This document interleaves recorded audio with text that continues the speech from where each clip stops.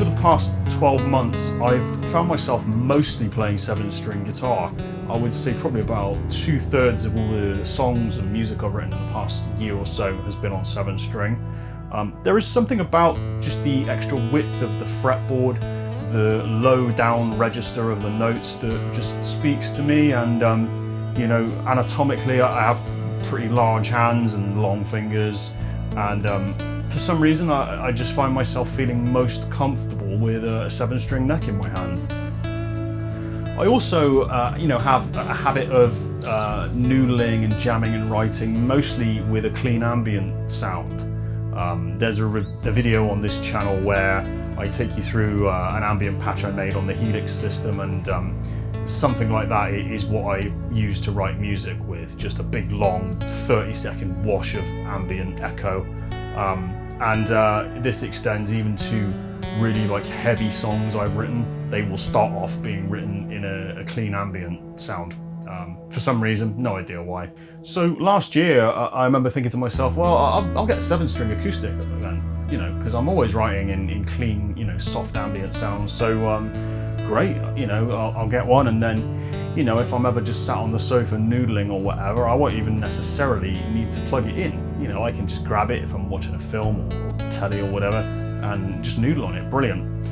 Now, this began a quest to find a 7-string acoustic, and I couldn't find one. I could find various kind of like Russian folk guitars on eBay that looked a bit ropey, if I'm being honest.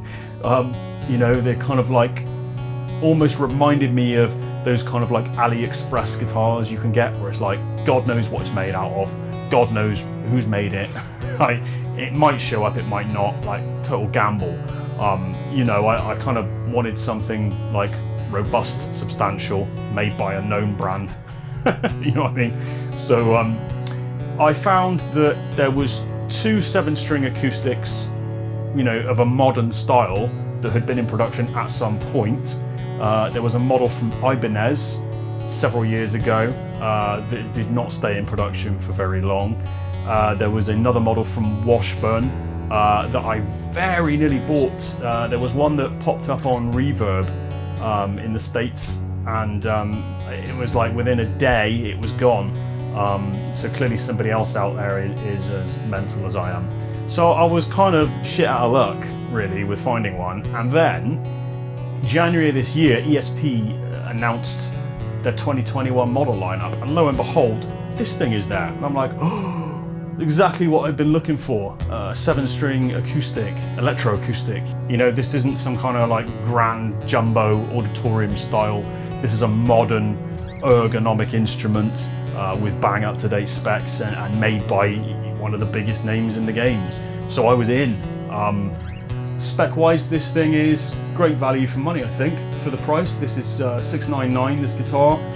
You have mahogany body, mahogany neck.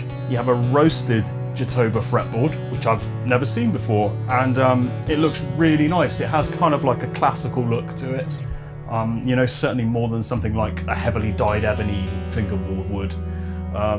You have a Graphtec new bone nut, which is trying to look a bit like a bone nut, but is a very, very good nut, and is installed on this guitar perfectly flush, very, very clean. Grover machine heads with some very nice kind of coffee swirl type finish. I'm not sure what you would call it on the tuning pegs, which is a nice classy touch. The neck and the headstock are bound in white, as is the body, as is the F-hole on the body too. Really nice attention to detail there. There is a Fishman Sonicor pickup with a TL-7 preamp. This gives you a basic 3-band EQ, master volume, and a built-in tuner that is pretty useless, if I'm being totally honest. It's quite coarse. You know, it will tell you you're in tune when you're not. I don't really get why it's even on there, to be quite honest with you. I know a lot of electroacoustics come with a built-in tuner. It seems like just a waste of space. I mean, if you're spending £700 on an electroacoustic, odds are you're going to have a tuner. A reasonably decent tuner that will probably do a far better job than the one that's actually built into the body. Now, having lived with this thing for a good month or so and having played it with a variety of different signal chains and setups, I actually think it's better not to think of this as an electroacoustic. This should be thought of as a semi-hollow body guitar, really, because the raw acoustic tone does not sound bad at all, but it's not anywhere near as loud as a proper electroacoustic. It's not anywhere near as resonant. I highly doubt that you could perform with this thing without having it plugged in with a vocalist or any other band arrangement. It's simply just not loud enough. It doesn't sound bad, like I said, it just doesn't project enough for me to classify it as a proper acoustic, really. Now, of course, the trade-off for this is that the guitar is really, really slim. And you would think it would be really, really light, but it is not. This thing is heavy, properly heavy. This is as heavy as an electric guitar, comfortably, you know. I'm not sure why that is. It's made of mahogany, the neck and the body, super dense wood, super heavy wood. That could be something to do with it. I am guessing, and I don't know this for a fact, but I'm guessing that quite a lot of meat has gone into this neck to strengthen it enough to be able to handle the increased tension of the extra low string. You see this quite a lot with electric guitars. You have, like, you know, 5-7 piece necks. You have carbon reinforcement rods that Schecter do in some of their 7-string necks. So having felt it, the balance of it, most of the weight is in the neck, actually. And I imagine that the weight of it is the material it's made out of, mahogany, plus the fact it's a 7-string and they've had to just make it meaty enough to be able to handle the tension. Now, this is a 25-inch scale neck, which is really short actually for a 7-string. The shortest electric 7-string I've owned has been 25.5 inch.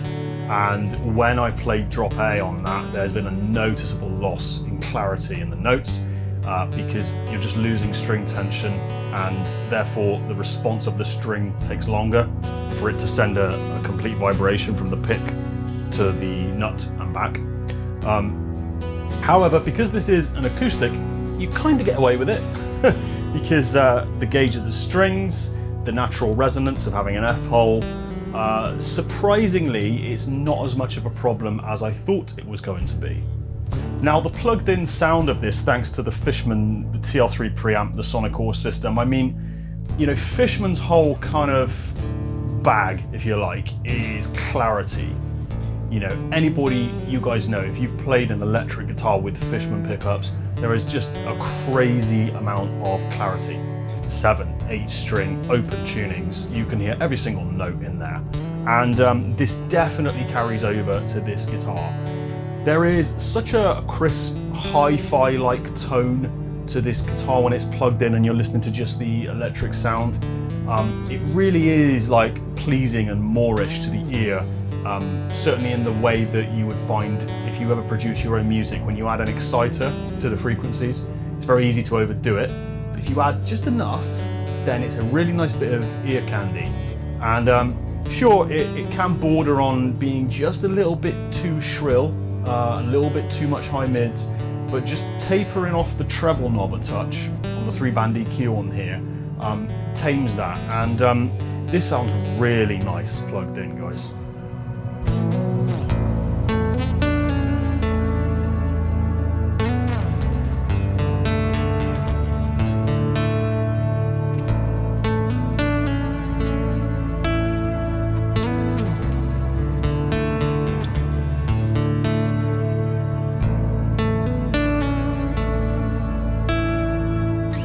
Beautiful, crisp, clear sounds. The only thing for me that is lacking in the tone is maybe just the body that you might get from a Grandatorium acoustic or a Jumbo or something like that. But overall, I'm really, really pleased with the way this thing sounds. Now, build quality wise, this thing is flawless. I can't find anything to moan about. And you guys who watch my other videos and my great subscribers, you know how anal I am and how much I pick up on things like fretwork, rough cavities, poorly mounted nuts. The serial number of this guitar is December 2020, Indonesian made, you know, produced with COVID just after its peak, you know, messing with everything, and it's come to me completely flawless. It's come to me even set up quite nicely, which is always great because setting up an acoustic is, you know, tricky. What really stands out to me about this guitar is the consistency of the fretwork. Now, you know, I've played guitars where there's been no sharp frets, they've been rounded nicely, they've been slotted nicely, but there's been inconsistencies between the finish on each fret. You know, you might get 1, 2, 3 that will rounded the same. Fourth one has a kind of a rough shoulder on it, you know. I kind of notice things like that. This thing is just like absolutely perfect from the first fret right to the end. The nut as well is also mounted just incredibly cleanly, totally flush, no gaps at all. You know, this guitar, in the time I've owned it, really has been an inspiration machine to me, which was what I was hoping for by buying it. And I've written just so much stuff, you know, I've got riffs and melodies backed up in my phone. It really has absolutely done the job that I wanted it to do when I bought it. So that's the end of this roundup on the ESP LTD TL-7. Fantastic guitar, thoroughly recommended. Any of you guys out there who end up purchasing one, let me know how you get on with it and if it strikes as much of a chord with you as it has done with me. Once again, thank you so much for watching this video. If you enjoyed it, I'm going to bet that you're going to enjoy other videos I've got on my channel. Think about chucking me a subscribe. It helps me and it encourages me to keep producing content for you. Take care of yourselves. I'll see you next time.